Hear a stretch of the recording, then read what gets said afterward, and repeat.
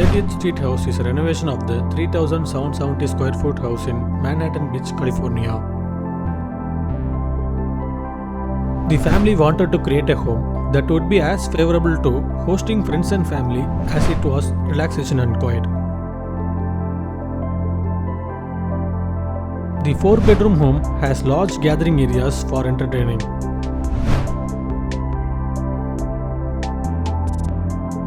But also living quarters tucked away for privacy.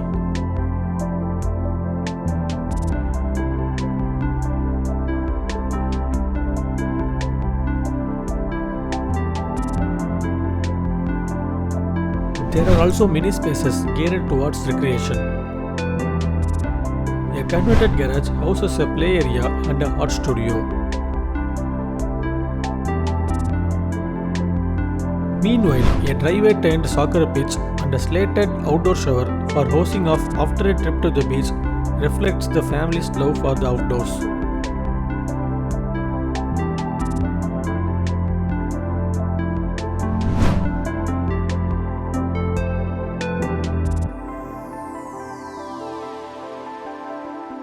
In an echo of the exterior of the home, cedar siding painted white wraps around the home's stairwell.